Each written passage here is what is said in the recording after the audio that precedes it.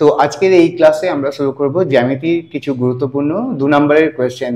তো এই কোয়েশ্চেনগুলো মাধ্যমিক পরীক্ষার জন্য খুব ইম্পর্টেন্ট, কারণ দেখ মাধ্যমিক পরীক্ষায় বাকি অঙ্ক অনেকটা বই থেকে চলে আসে, কিন্তু জ্যামিতির ক্ষেত্রে কি হয় কি কিছু বাইরের অঙ্ক থাকে। বাইরের অঙ্ক বলতে এরকম নয় যে খুব কঠিন থাকবে, তো তোদের যে উপপাদ্যগুলো আছে সেই কনসেপ্টের উপর বেস করেই কিন্তু এই অঙ্কগুলো দেয়া থাকবে।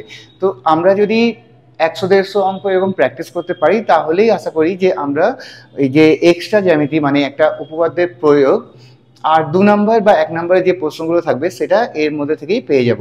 তো আজকে আমরা এখানে কয়েকটা অঙ্ক দেখব।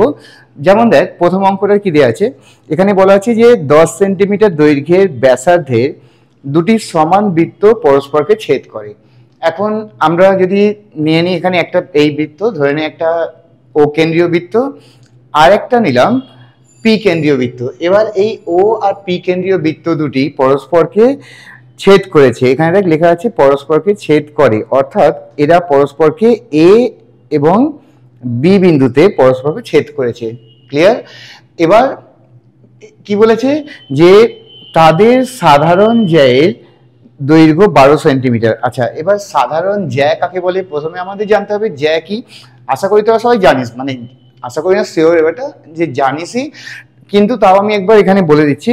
দেখ, এটা একটা বৃত্ত, বৃত্তের মধ্যে যে কোনো দুটো পয়েন্টকে যখন আমরা যে কোনো দুটো বিন্দুকে যদি আমরা একটা সরলরেখা দিয়ে কানেক্ট করি, তাহলে সেই যে সরলরেখা পাচ্ছি তাকে আমরা বলবো জ্যা। অর্থাৎ এখানে এই সরলরেখাটিকে আমরা বলবো বৃত্তের একটি জ্যা। এরকম এই বৃত্তের মধ্যে অসংখ্য জ্যা আমরা আঁকতে পারি, যে কোনো দুটো পয়েন্টকে আমরা যদি কানেক্ট করে দিই তাহলেই একটা জ্যা পেয়ে যাব। ঠিক আছে? তো এবার এই যে বৃত্তটা আমরা দেখতে পাচ্ছি এখানে দুটো পয়েন্ট কোনটা কোনটা দেখ, এখানে একটা পয়েন্ট ছিল এ আর একটা পয়েন্ট ছিল বি। এবার এই দুটো পয়েন্টকে যদি কানেক্ট করে দেওয়া হয় তাহলে তাদের সাধারণ জ্যা আমরা পেয়ে গেলাম। এবার বলে দিয়েছে সাধারণ জ্যায়ের দৈর্ঘ্য 12 সেন্টিমিটার। এবার এই যে এ বি এর দৈর্ঘ্য কত? 12 সেন্টিমিটার। ওকে, এখন আমাদের বার করতে হবে যে বৃত্ত দুটির কেন্দ্র দুটির মধ্যে দূরত্ব, কেন্দ্র দ্বয়ের মধ্যে দূরত্ব, অর্থাৎ একটা কেন্দ্র হচ্ছে ও আর একটা কেন্দ্র হচ্ছে পি। তাহলে এই ওপি এর মধ্যে দূরত্ব কত সেটা আমাদের নির্ণয় করতে হবে। তো এই যে সরলরেখা পাচ্ছি ওপি, এটার দৈর্ঘ্য বার করলেই আমাদের উত্তরটা বেরিয়ে যাবে। আশা করি কোয়েশ্চেনটা বোঝা গেছে। এবার এর উত্তর কি করে বার করতে হয়, দেখ আমরা এখানে প্রথমে একটা ত্রিভুজ তৈরি করার চেষ্টা করব। এই অঙ্কটা কি করব, এ ও আর এই পয়েন্টটা, এখানে একটা পয়েন্ট আছে ধরে নিয়ে আমরা এখানে এটাকে জুড়লাম, অর্থাৎ এখানে এটা পেলাম 10 সেন্টিমিটার আর এই পয়েন্টটার নাম দিলাম বি। 10 সেন্টিমিটার কেন? কারণ হচ্ছে বলেছে 10 সেন্টিমিটার দৈর্ঘ্যের ব্যাসার্ধের। তো যখনই এই বৃত্তের ও এটা কি, ও এ হচ্ছে একটা ব্যাসার্ধ, এই ব্যাসার্ধের দৈর্ঘ্য বলে দিয়েছে 10 সেন্টিমিটার, রাইট?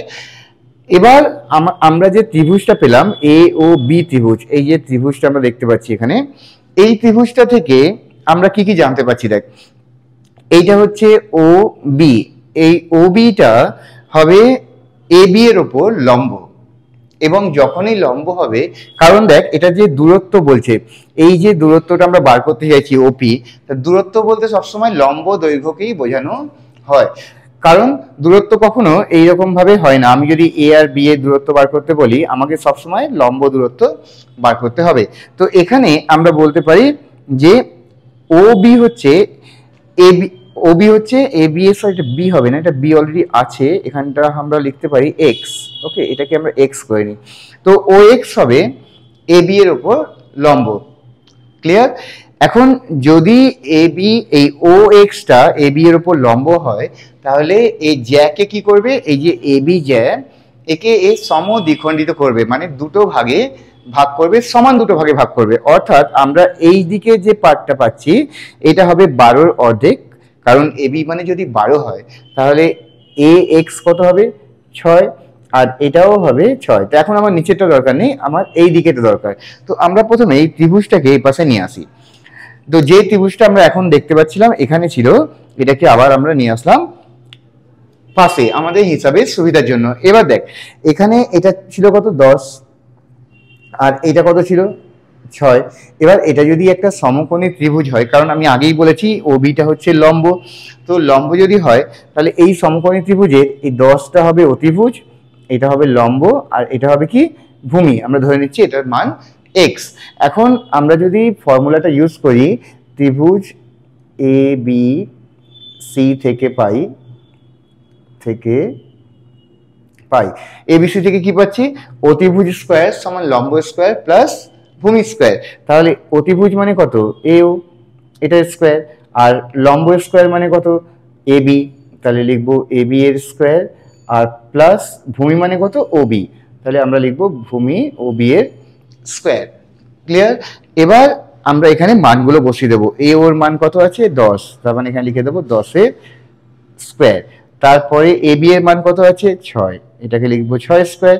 তারপরে ও বি এর মান কত আছে জানি না, এক্স, তাহলে এক্স স্কোয়ার। এবার 10 স্কোয়ার মানে কত হয় 100, 6 স্কোয়ার মানে কত, 6 6 36, আর প্লাস এক্স এর স্কোয়ার। এবার আমরা যদি এখানে একটা বা লিখতে হবে, এগুলো প্রত্যেকটা বা হয়, কারণ সমান চিহ্ন থাকলে কি লিখতে হয়, পাশে আমরা বা লিখি।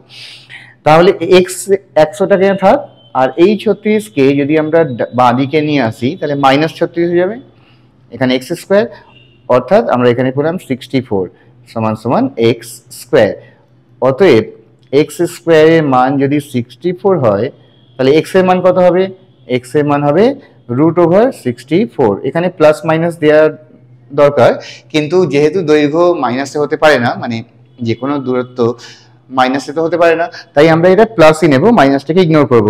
তাহলে কত হবে, 8 64 কত হয় 8, অর্থাৎ আমরা পেলাম এই ও এক্স মানে হচ্ছে 8, অর্থাৎ এটা যদি 8 হয়ে যায় তাহলে এখান থেকে এতটা হচ্ছে 8, আর এখান থেকে এতটা কত হবে আরো 8, কারণ দুজনেই ইকুয়াল, বৃত্তগুলো সমান ছিল। মনে রাখতে হবে কেন ইকুয়াল, কারণ দুটো বলেছে বৃত্ত দুটির দৈর্ঘ্য সমান, তো যদি সমান হয় তাহলে এই দুটো দৈর্ঘ্য সমান হবে। তো আমরা এখানে লিখব ওপি সমান সমান 8 গুণ 2 সমান 16 সেন্টিমিটার, অর্থাৎ বৃত্ত দুটির কেন্দ্রের মধ্যে দূরত্ব আমরা বার করলাম 16 সেন্টিমিটার। ঠিক আছে, এবার আমরা দেখব নেক্সট অঙ্ক।